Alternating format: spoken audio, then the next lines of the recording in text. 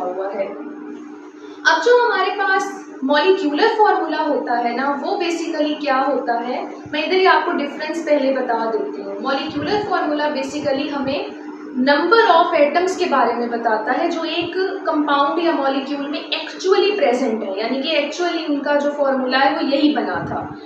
लेकिन अगर हम उसी मॉलिक्यूलर फॉर्मूला की सिंपलेस्ट रेशो निकाल लें, यानी नंबर ऑफ एटम्स को रेशो में लिख लें, जैसे मैंने इधर हाइड्रोजन और ऑक्सीजन की रेशो बनाई थी 2:1, ठीक है। तो हमारे पास अगर इधर 2:6 होता तो मैं इसको क्या करती, सिंपलेस्ट रेशो में ले आती, डिवाइड कर देती 2 से, तो वो 1:3 बन जाता। तो उसी तरह मॉलिक्यूलर फॉर्मूला बेसिकली क्या होता है कि हमारे पास ना एक्चुअल नंबर ऑफ एटम्स आ गए किसी भी कंपाउंड के एटम्स के, ठीक है, और हमने उसे सिंपलेस्ट रेशो में कन्वर्ट कर दिया अपनी आसानी के लिए। उसे हम क्या कहते हैं, एम्पिरिकल फॉर्मूला कहते हैं, ठीक है।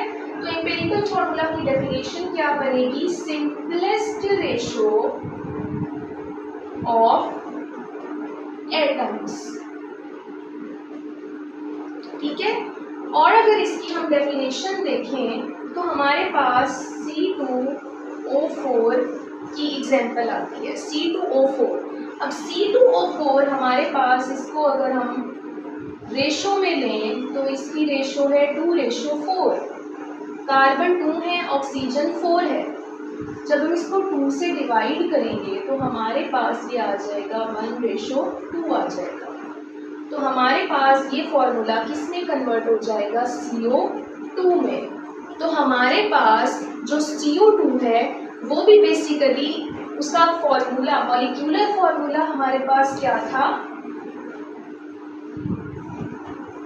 मॉलिक्यूलर फॉर्मूला हमारे पास CO2 का होता है C2O4।